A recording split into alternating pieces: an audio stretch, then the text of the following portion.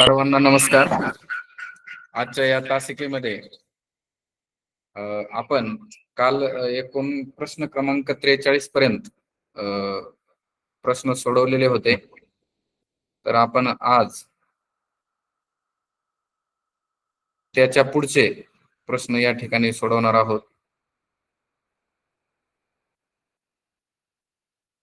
तर मी screen share मार्फत आपणास प्रश्नपत्रिका ओपन करत आहे.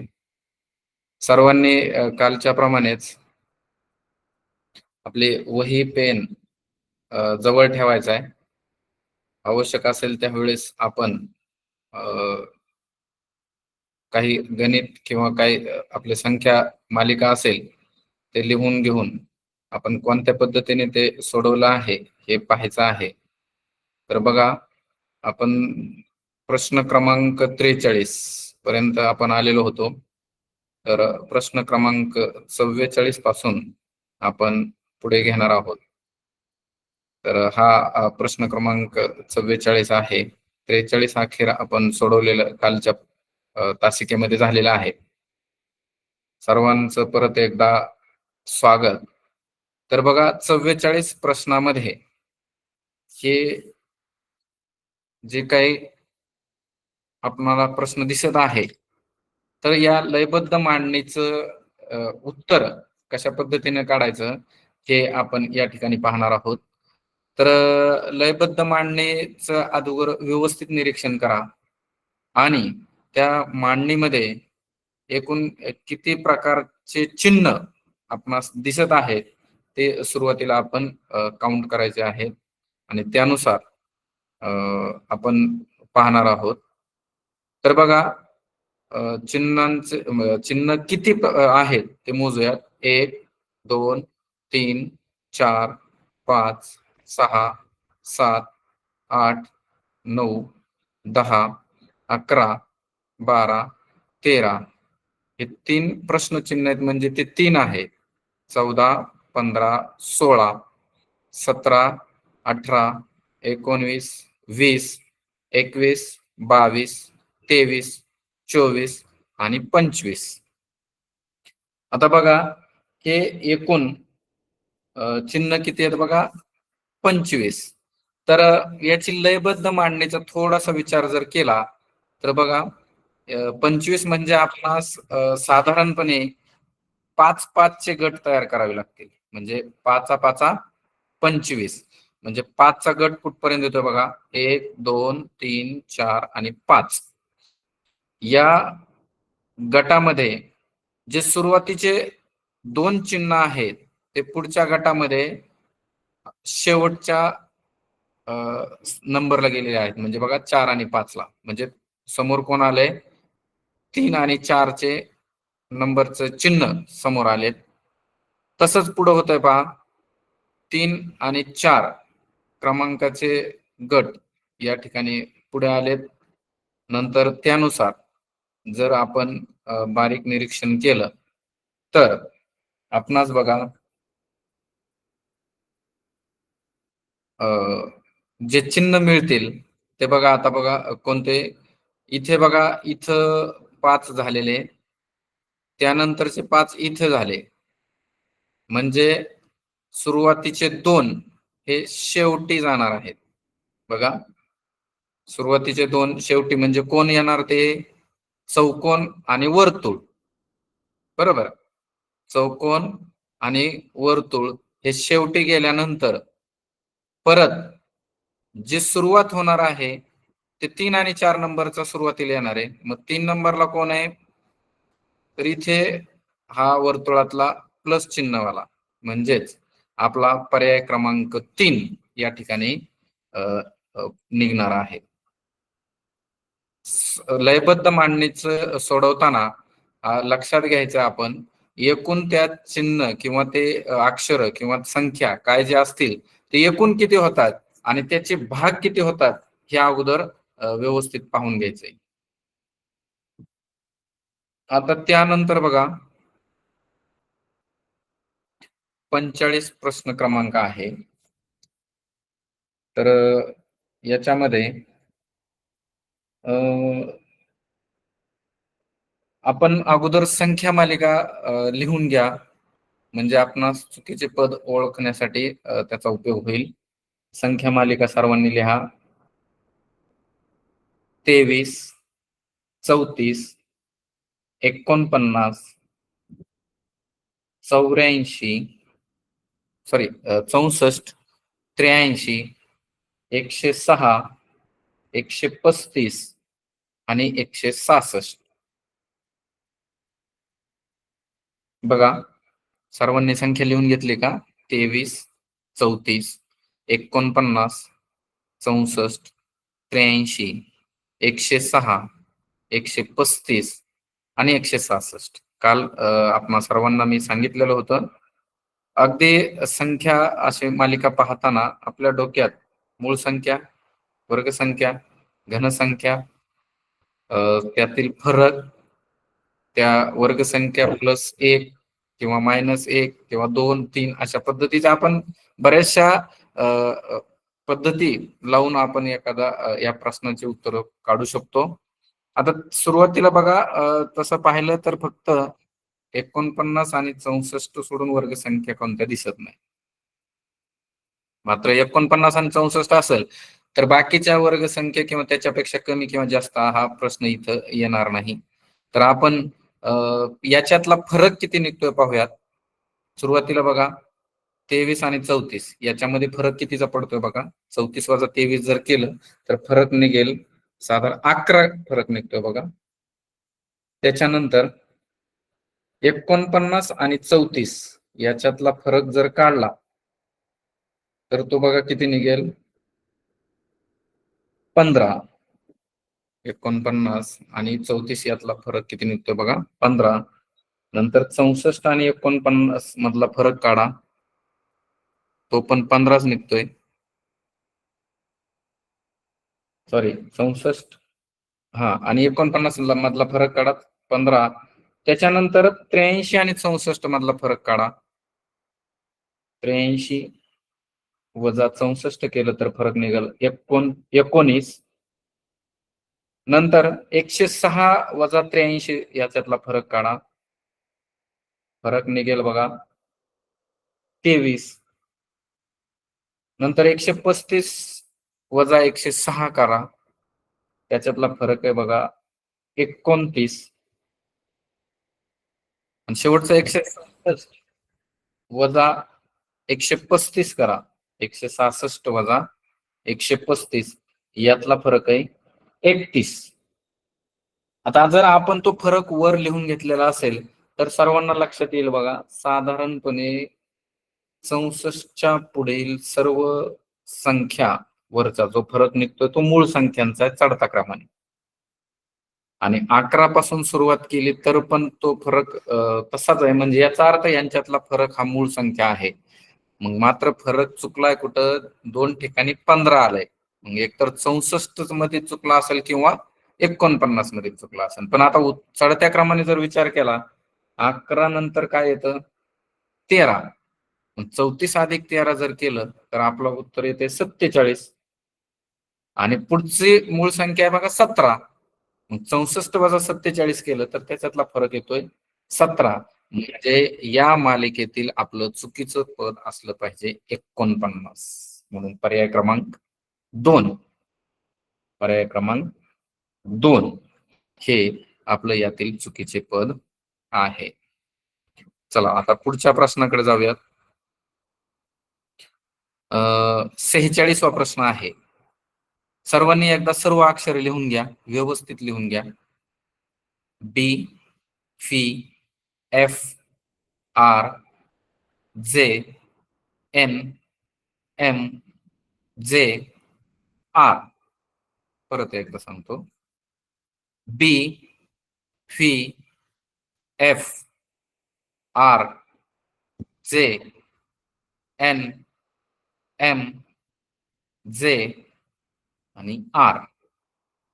मी कालच तुम्हाला सांगितलेलं होतं, जर आपल्याकडे जवळ एबीसीडीचा फॉर्मॅट नसेल तर लिहून घ्यायला सांगितलेला होता. तो आपणा सर्वांच्या जवळ असेलच.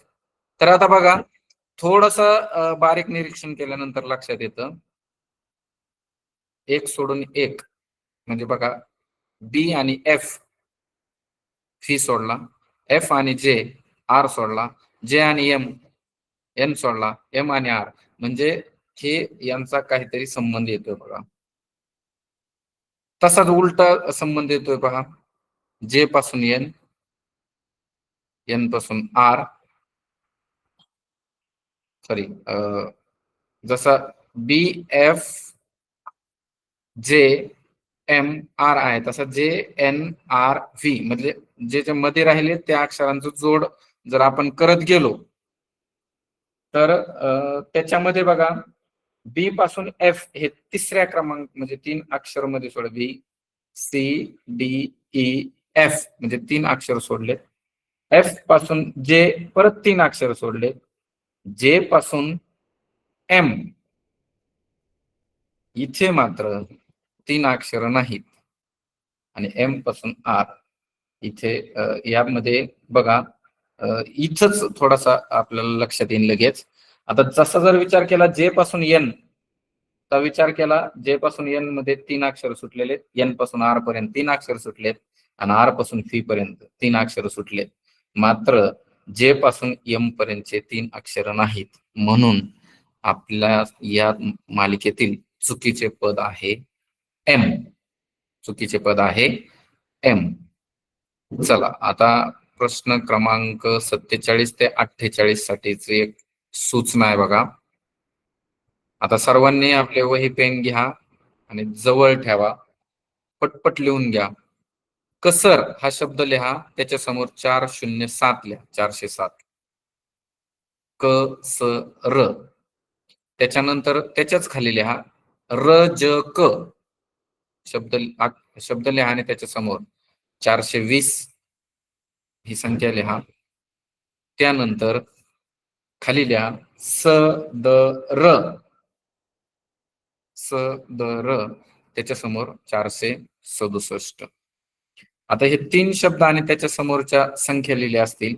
आपल्याला प्रश्न विचारलाय बघा, 47वा प्रश्न आहे. द स क हा शब्द त्याच सांकेतिक भाषेत कसा लिहाल? तर आपल्याला याच्यावरून प्रत्येक अक्षरासाठी कोणता अंक आहे हे काढणं या ठिकाणी गरजेचं आहे. सर्वात महत्वाचं एकदा निरीक्षण करताना आपण बघा 3 अक्षर आहेत, 3 संख्या सॉरी अंक आहेत.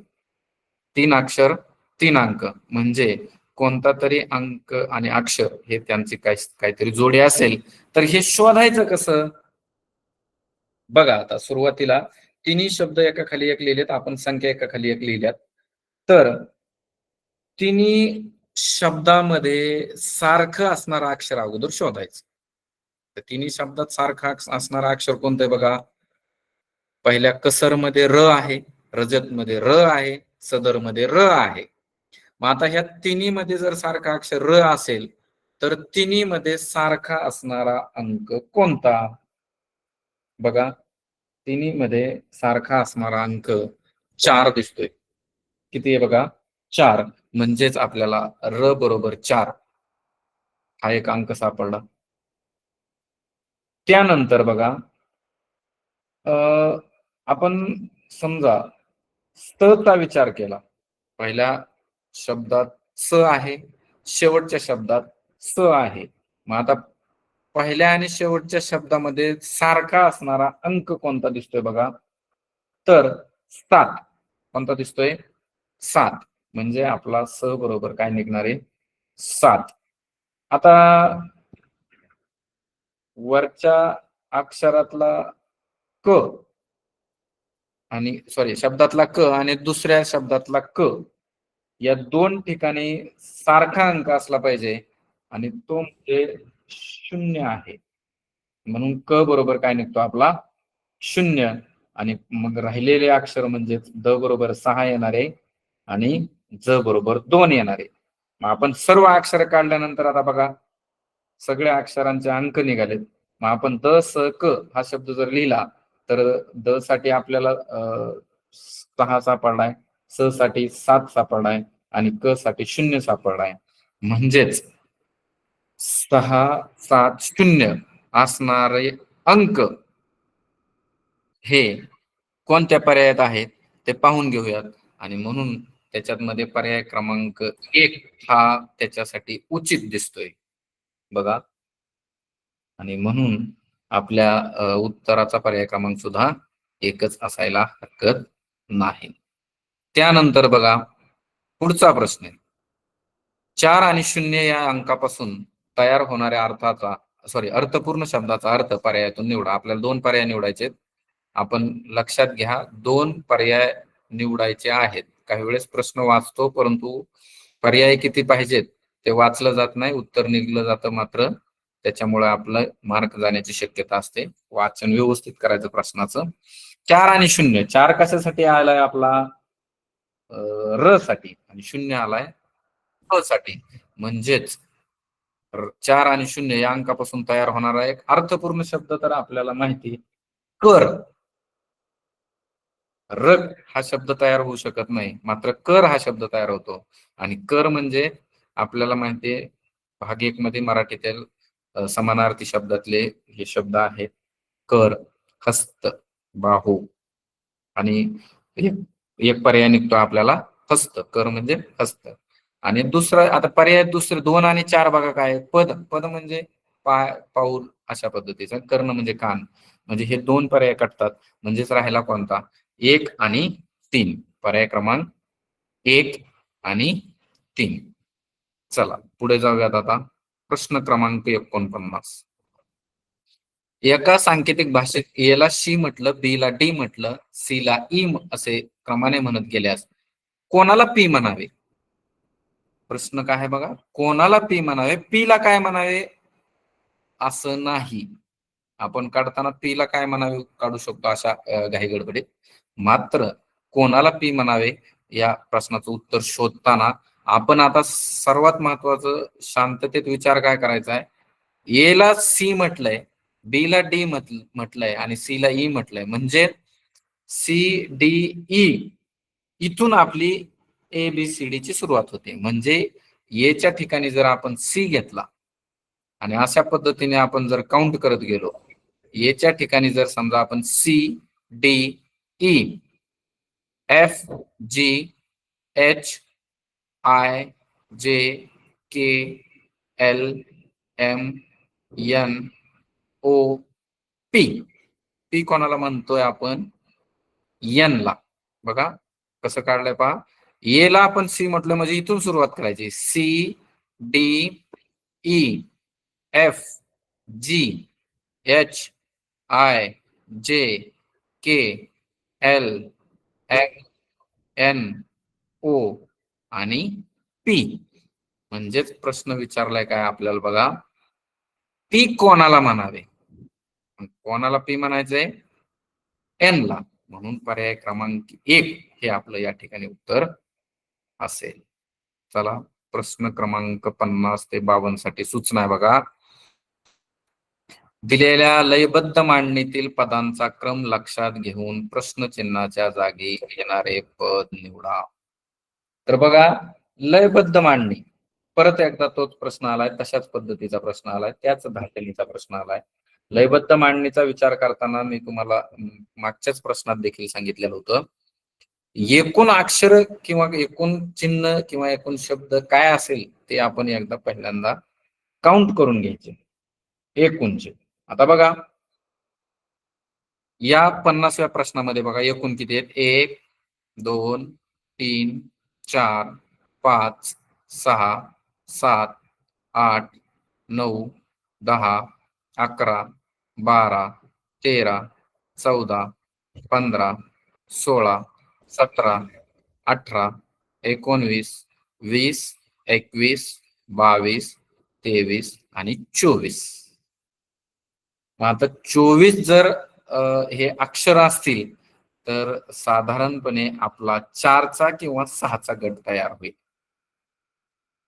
बघा 4 सक 24 किंवा 6 चौक 24. तर आपण थोडस बारीक निरीक्षण करून जर सुरुवातीला मोठे गट तयार करून बघा काय होते प्रकार.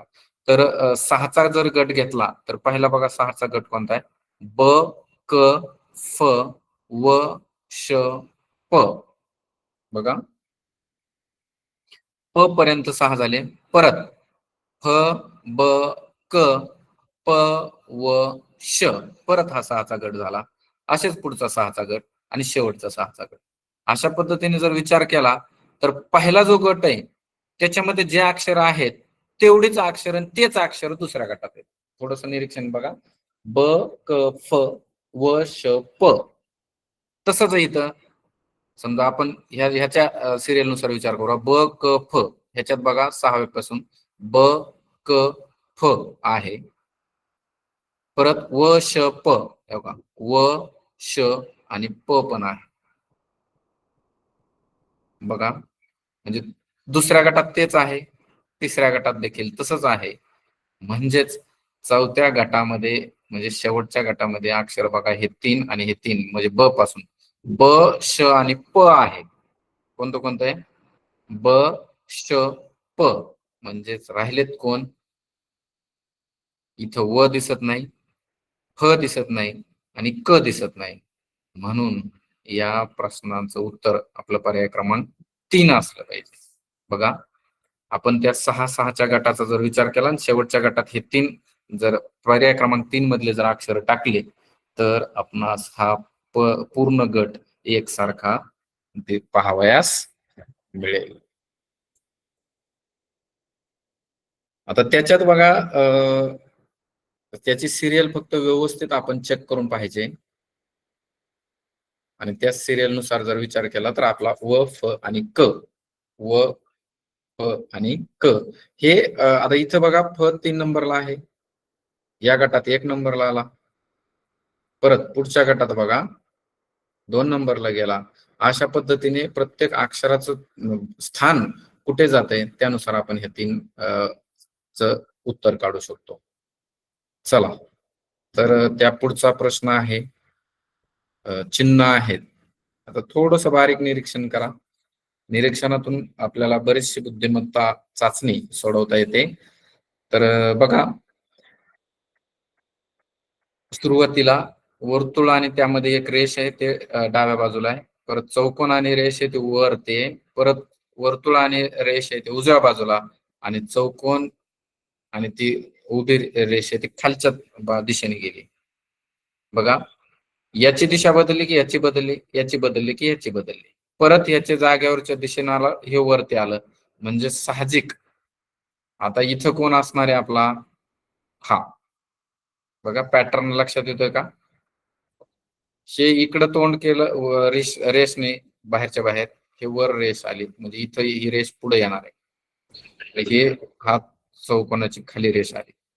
हे आतून सेंटरहून रेस होत्या त्या मात्र बाहेरच्याच परी किंवा परिमितीवरून रेषा आहेत. त्यानंतरचा पुढचा पॅटर्न बघा वर्तुळ रेष आणि आडवी रेष चौकोनाला रेष आणि उभ्या आडवी रेष परत ह्याचं बघा दिशा बदलली हा खाली आला म्हणजे आता परत याच्यानुसारचा हा पॅटर्न म्हणजेच आपला इथं वर्तुळ आणि इकडच्या बाजूला असे रेष करून ई सारखं चिन्ह दिसतंय पहा. म्हणजेच आपला जर बारीक निरीक्षण केलं तर या ठिकाणी योग्य बसणारा पर्याय हा पर्याय क्रमांक 4 आहे. पर्याय क्रमांक 4. चला पुढचा पॅटर्न घ्या आता 51वा प्रश्न 52वा प्रश्न.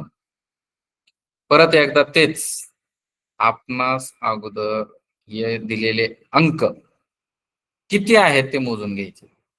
त्या पद्धतीने आणि अगदी व्यवस्थित आणि लवकर सुटतं पहा. 1, 2, 3, 4, 5, 6, 7, 8, 9, 10, 11, 12, 13, 14, 15, 16, 17, 18, 19, 20, 21, 22, 23, 24, 25, 26, 27 आणि 28. 28 आहेत म्हणजे याचे जर भाग करायचे झालं तर एक तर 4 7 28 किंवा 7 चोक 28. तर अगोदर सुरुवातीला थोडे मोठ्यांचे पाहून घ्यायचे म्हणजे त्या पद्धतीने आपल्याला लवकर उत्तराकडे जाता येत. बघा सातचा जर गट केला तर 1 2 3 4 5 6 आणि 7 ह्या 7 या अंकापर्यंत बघा. 7 या अंकापर्यंत एक गट तयार होतोय. पुढचा 6 9 8 4 7 म्हणजे बघा 1 2 3 4 5 6 आणि 7 ह्या 5 या अंकापर्यंत. आता बघा या दोन मध्येच थोडासा फरक लक्षात घेतोय. मग आपण ज्या पद्धतीने सोडवलं होतं, सुरुवातीचे दोन आकडे हे शेवटी जात आहेत. सुरुवातीचे दोन आकडे हा इथे शेवटी आले, म्हणजे 2 आणि 5. म्हणजे सुरुवात कोणापासून झाली? 69 पासून. आता हे 69 त्या मध्ये शेवटी गेले पाहिजेत, इथं आले. बरोबर आहे. आता 72 ने जर सुरुवात झाली तर त्याच्या पुढचा अंक कोण आहे? 5 आहे, 6 आहे आणि 9. बघा 5 आहे, 6 आणि 9. म्हणजे आपण त्या पद्धतीने जर हे पाहिलं, इथं 5 येणार, इथं 6 येणार आणि इथं 9 येणार आणि सुरुवातीचे दोन आकडे हे शेवटी येत आहेत. म्हणजे अशा पद्धतीचा पॅटर्न आहे. म्हणून आपला 52व्या प्रश्नाचा पर्याय क्रमांक हा 3 असेल. चला पुढे.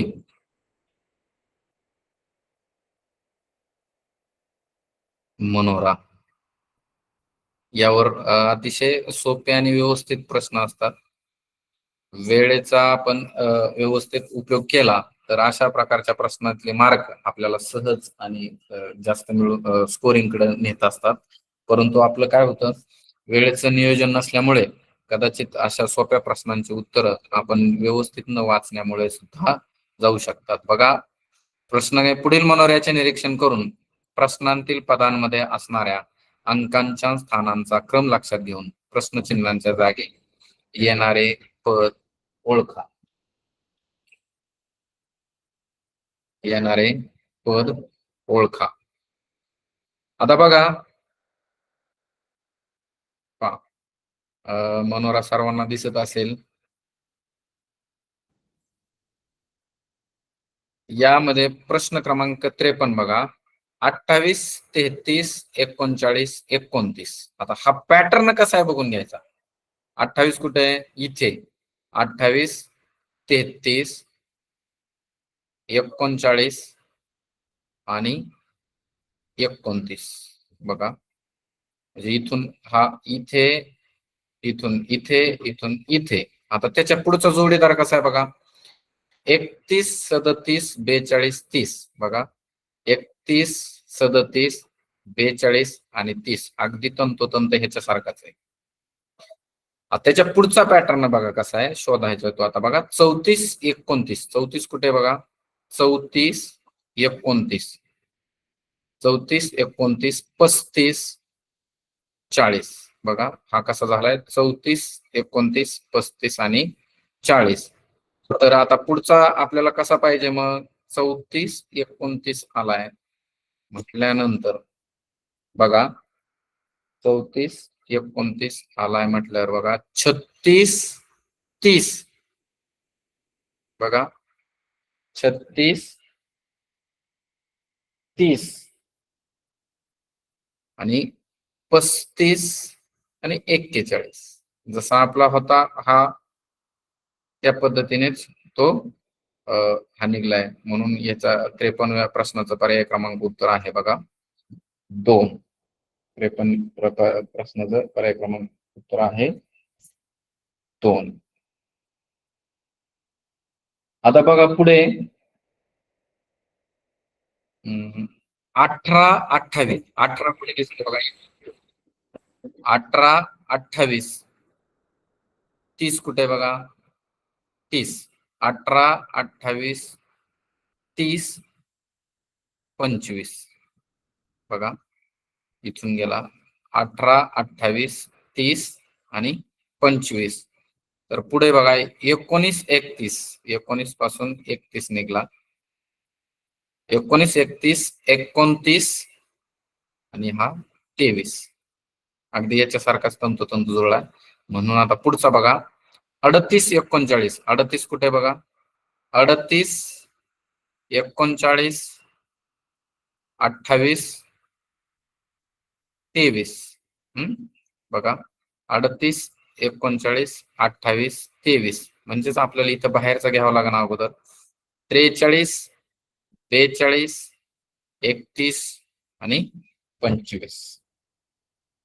43, 42, 31 आणि 25 म्हणून 54 या प्रश्नाचा पर्याय क्रमांक उत्तर आहे बघा 3.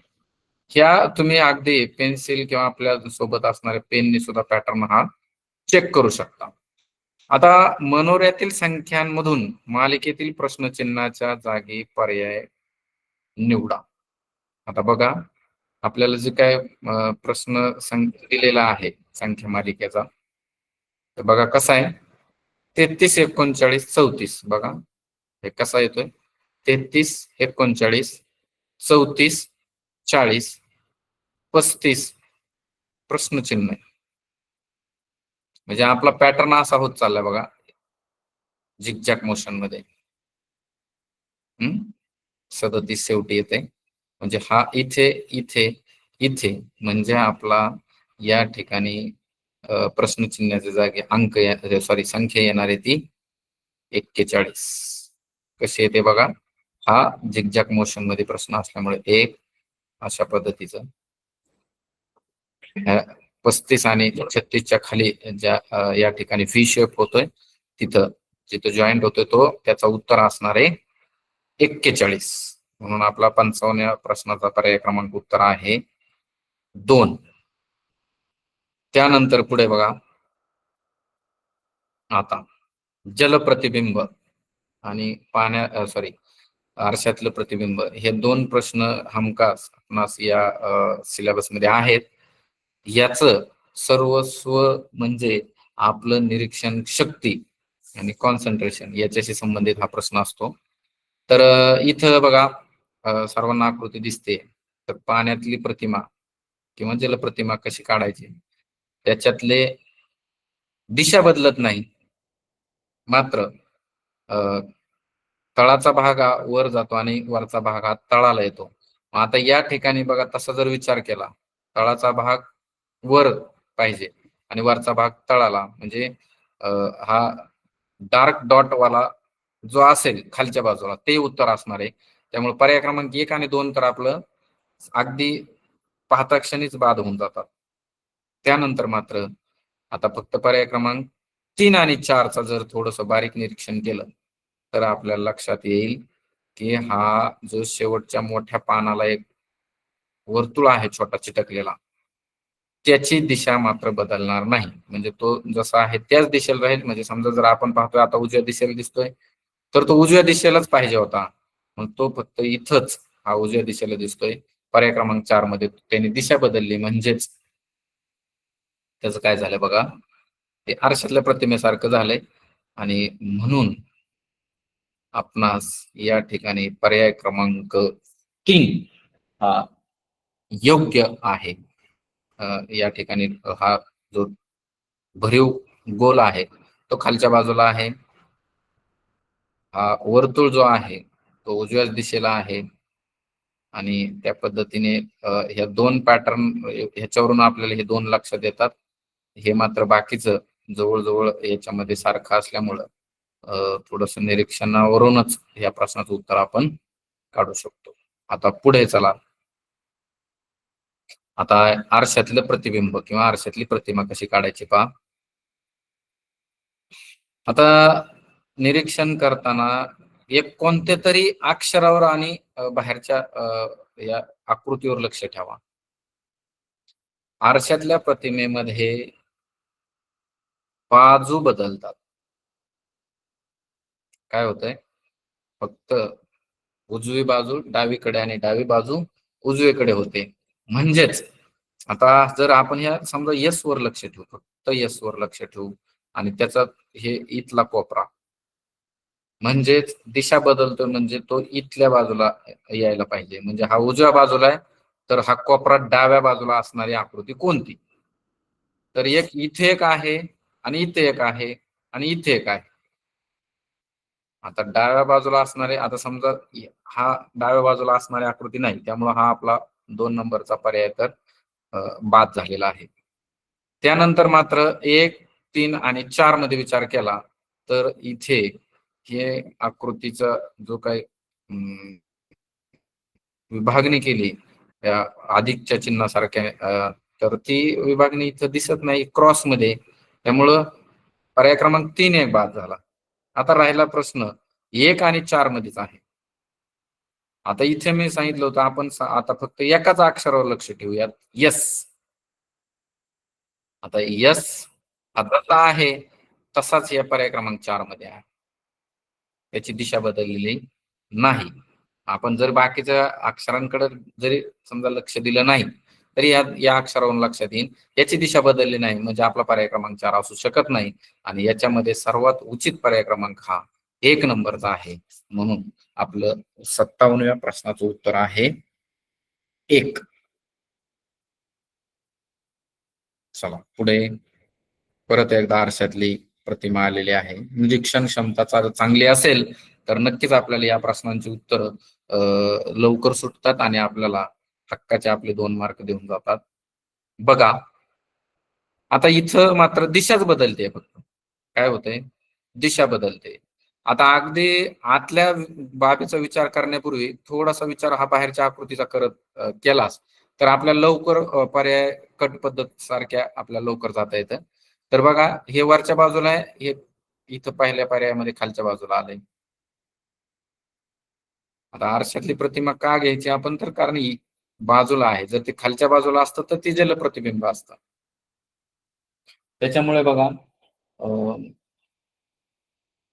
हा पर्याय तर पहिला आपला बाद होतोय. आता राहिले 3 पर्याय असे की ज्यांचे समजा जे आहे त्याच पद्धतीने त्याच दिशेत आहे, फक्त बदल आता आतल्या अंकांचा होणार आहे. बघा 5, हा जो 5 आहे पहिल्यांदा 5 वर लक्ष ठेवा. जसा 5 पाहिजे त्या पद्धतीचे फक्त पर्याय क्रमांक 2 आणि 3 मध्ये आहे. 4 मधला हा 5 हा पाण्यातली प्रतिमा आहे, त्याच्यामुळं आपला पर्याय क्रमांक 4 एक बाद झाला. 1 आणि 4 गेला, आता राहिला फक्त 2 आणि 3. त्याच्यानंतर 2 चा विचार करा. 2 चा विचार केल्यानंतर दोघांकडेही 2 चा आकार सॉरी प्रतिबिंब सारखंच आहे. म्हणजे याचा अर्थ आता फक्त राहिला 4 वरच आपलं उत्तर राहिलंय. हा जो 4 आहे त्याची दिशा बघा कशी बदलते. हा खालच्या बाजूला आहे, म्हणजे जसा आहे तसाच आहे. आणि इथं मात्र 4चा खालचा भाग हा वर गेलाय, म्हणजे इथं पाण्याची प्रतिमा दाखवली. म्हणजेच आपला 58व्या प्रश्नासाठी अचूक उत्तर असणार आहे पर्याय क्रमांक 2. पर्याय क्रमांक 2. आता बघा इथे हा प्रश्न अगदी सोपा आहे. प्रश्न मात्र व्यवस्थित वाचायचा, पूर्ण वाचायचा आणि तरच आपल्याला उत्तराकडे जाता येईल. अजयचे वय रमेशच्या वयाच्या 3/2 पटीपेक्षा 3 ने कमी असून दोंडिबाच्या 4/7 पटीपेक्षा 2 ने जास्त आहे. जर दोंडिबा 70 वर्षांचे असेल तर तिघांच्या वयांची बेरीज किती असेल? बघा प्रश्न अगदी सोपा आहे. सुरुवातीला आपल्याला दिलंय वय कोणाचं? धोंडेबाच.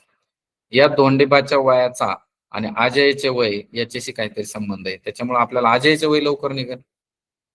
धोंडेबा जर 70 असेल तर या धोंडेबाच्या वयाच्या 4/7 पटीपेक्षा 2 ने जास्त, म्हणजे 70 गुणिले 4/7 केलं आणि अधिक 2 केलं त्याच्यात, तर बघा 7 10 70, 10 चोक 40, 40 अधिक 2 म्हणजे 42. बघा अजयचं वय किती निघलं?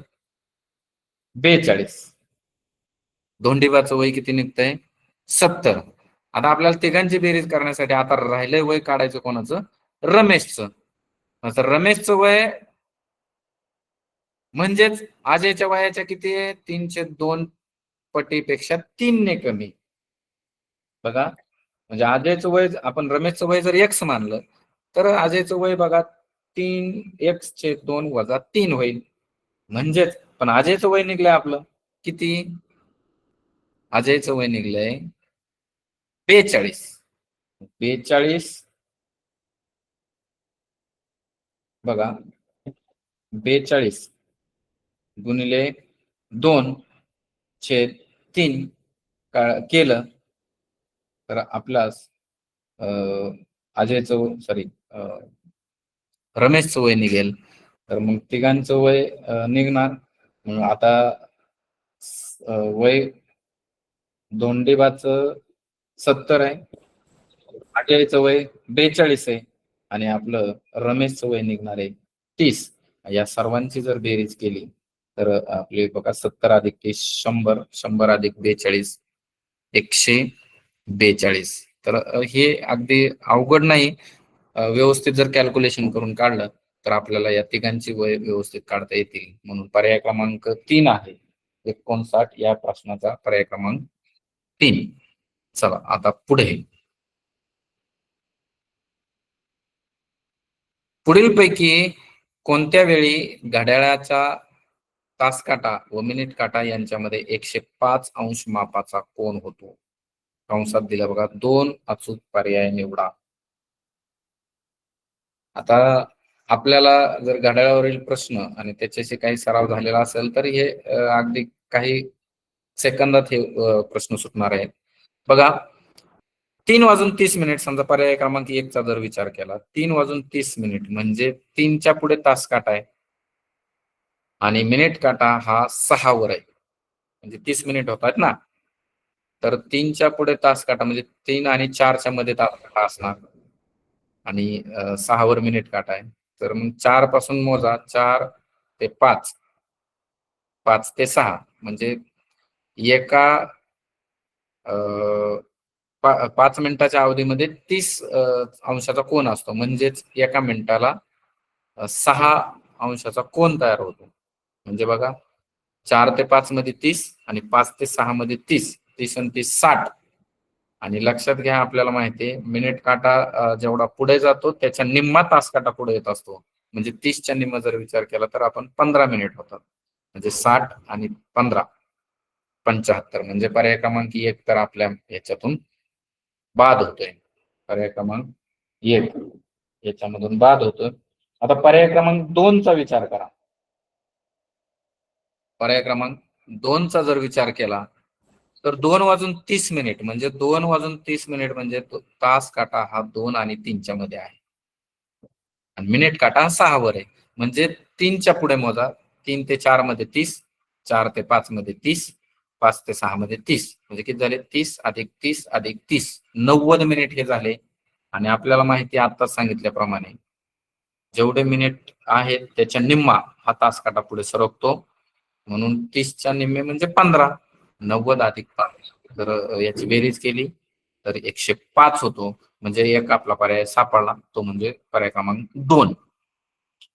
आता पर्याय क्रमांक 3 चा जर अशाच पद्धतीने विचार केला तर बघा 10:30 म्हणजे 10 आणि 11 याच्यामध्ये तास काटा येतो आणि मिनिट काटा हा 6 वर आहे. आता बघा 6 ते 7, 7 ते 8, 8 ते 9, 9 ते 10 म्हणजे हे 4 भाग झाले म्हणजे 120 झाले ते. आणि त्याच्यामध्ये अजून अर्धा सॉरी 30 मिनिटाच्या निम्मे म्हणजे 15 जवळजवळ 135 अंशाचा कोन होतो. म्हणजे पर्याय क्रमांक 3 नाही. मग आता त्याच्यामुळे राहिलेला पर्याय हा चौथाच असला पाहिजे. आणि जर आपण थोडस बारीक आपल्या छोट्याशा आकृत्या काढून जरी तयार केलं तर 2:30 आरशातली प्रतिमा म्हणजे 9:30 सारखीच. त्याच्यामुळे आपला 60 या प्रश्नाचा पर्याय क्रमांक 2 आणि 4 हे असणार आहे. आपण आपल्या वहीवर हे छोटस कृत्य करून पाहिल्या तर आपल्याला लवकर लक्षात येईल.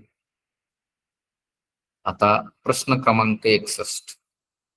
खाली दिलेल्या लाकडी ठोकळ्याला एकूण किती पृष्ठभाग आहेत?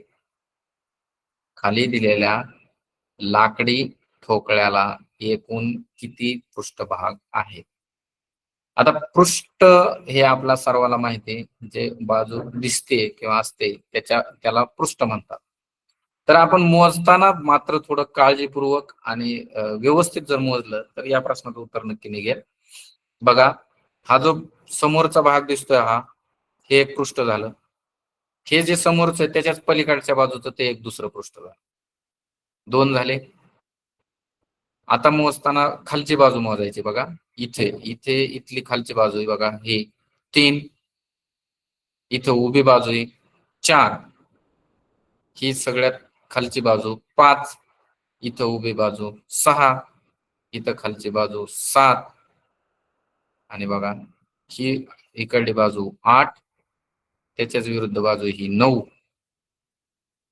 बघा आता 10, इथे उभी बाजू 11, ही 12, इथे 13, ही उभी बाजू 14, आणि ही वरची बाजू 15. बघा एकूण पृष्ठ निघले बघा आपले किती, 15. अगदी काही वेळेस मोजताना आपल्याकडून ही जी रेष आहे, या रेषेच्या खालचं ज्याच्यावर ही आकृती किंवा हा ठोकळा उभा आहे ते पृष्ठ मोजायचं राहून जातं, किंवा इथे जरा थोडासा क्रॉस झालाय, या क्रॉस मध्ये आपण हे धरलं मात्र ही उभी रेष इथं धरायची राहते, किंवा हे आपण हे धरलं जातं परंतु हे धरलं जातं मात्र ह्याच्या खालचा ठोकळा पृष्ठ धरायचं आपल्याकडून विसरून जाऊ शकतं. त्याच्यामुळे मात्र आपण निरीक्षण व्यवस्थित करून एका कोणत्या बाजूने सुरुवात केली आणि कोणत्या बाजूने शेवट केलाय याच्यानुसार आपल्याला हे मोजता येतात. आता प्रश्न क्रमांक 62 बघा. असा एक तरी प्रश्न आपल्याला परीक्षेत विचारला जातोच. आकृतीतील त्रिकोण मोजा, चौकोन मोजा, चौरस मोजा, अ, अशा पद्धतीचे जे काही प्रश्न असतील, किंवा किरण मोजा, कोण मोजा. तर त्यासाठी आपल्याला अगदी 5वी पासून आपण ह्या गोष्टी शिकलेलो आहोत, परंतु थोडासा 8वीचा विचार करता थोडासा अजून त्यामध्ये कठीणपणा वाढवलेला असतो. मात्र इतका नाही की आपण ते सहज सोडू शकत नाही. मात्र इथे आपण या पद्धतीचं सोडवूयात.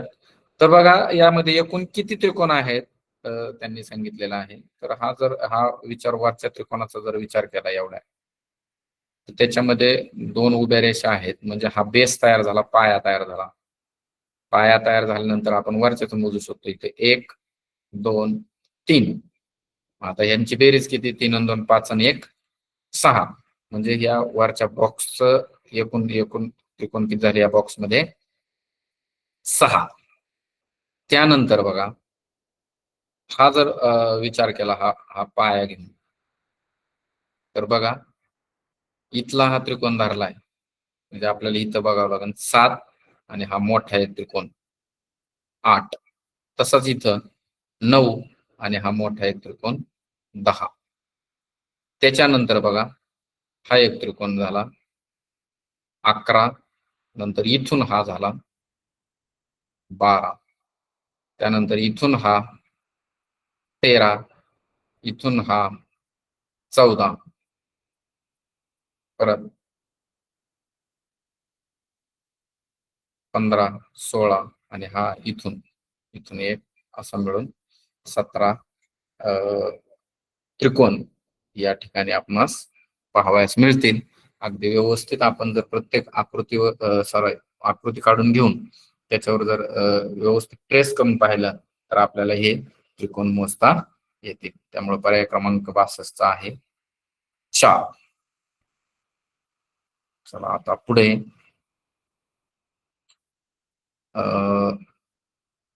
संख्यांच्या मांडणीतील सूत्र ओळखून चिन्हाच्या जागी येणारा अचूक पर्याय निवडा. ही संख्या मालिका ही बाब आपणास आपल्या सर्व बेसिक गोष्टीवरच अवलंबून आहे, जे की मी बराच वेळ सांगतोय. मूळ संख्या, घनसंख्या, वर्गसंख्या आणि त्याच्याशी संबंधित कुठेतरी अशा पद्धतीचा या प्रश्न असतातच. तर आता बघा प्रश्न क्रमांक 63 मधला तुम्ही वाटल्यास वहीवर लिहून घ्या. 9 गुणिले 4 बरोबर 17, 7 गुणिले 2 बरोबर 41, 10 गुणिले 3 बरोबर 73, तर 8 गुणिले 1 बरोबर किती? तर 9 गुणिले 4, 9 गुणिले 4 म्हणजे आता जर हे 17चा विचार केला तर हा 16च्या जवळचा आहे. मग 9 4 13, किंवा बेरीज केली, काय केलं आपण पाहिलं तर थोडस लक्षात येतं, पण मात्र अगदी सगळ्या गोष्टी जवळ येत नाही. त्यामुळे अगदी या प्रश्नांचा विचार आता थोडासा करताना पहिल्यांचा वर्ग, दुसऱ्याचा वर्ग, समजा 9चा वर्ग 81, 4चा वर्ग 16, जरी वजाबाकी केली किंवा काय तरी आपणास त्याचं उत्तर लवकर सापडत नाही. तर बघा पुढे दुसरा पर्याय आपण पाहू शकतो. 9चा वर्ग 81, 4चा घन 64, म्हणजे 81 वजा 64 जर केलं तर 17 येते. 7चा वर्ग 49 वजा 2चा घन 8, 49 मग 8 गेल्यानंतर 41 राहते. तर पॅटर्न सापडला आपल्याला. 10चा वर्ग 100, 3चा घन 27, 100 मधून 27 गेल्यानंतर 73, म्हणजेच 8चा वर्ग येणार किती? 8चा वर्ग आहे 64 आणि 1चा घन आहे 1च. 64 वजा 1 जर केलं तर आपल्याला उत्तर सापडतंय बघा 63. अशा पद्धतीने हा पर्याय क्रमांक 63च्या प्रश्नाचा पर्याय क्रमांक आहे 3. त्याचं उत्तर आहे 63. तर वर्ग, पहिल्या संख्येचा वर्ग वजा दुसऱ्या संख्येचा घन, अशा पद्धतीचा हा पॅटर्न आहे. त्या पद्धतीने आपण आज प्रश्न क्रमांक 63 पर्यंत आज आपण या ठिकाणी पाहिलेला आहे. उर्वरित भाग उद्या पाहूयात. तत्पूर्वी आपणा सर्वांना एक टास्क म्हणून हे 64वा प्रश्न जो आहे तो सर्वांनी लिहून घ्या आणि उद्याच्या तासिकेला आपण याच्यापासून सुरुवात करून आपण उत्तर काढूयात. तर सर्वांनी एकदा हा प्रश्न लिहून घ्या आणि आजचा तासिकेचा आपला या ठिकाणी शेवट होईल. लवकरात लवकर लिहून घ्या.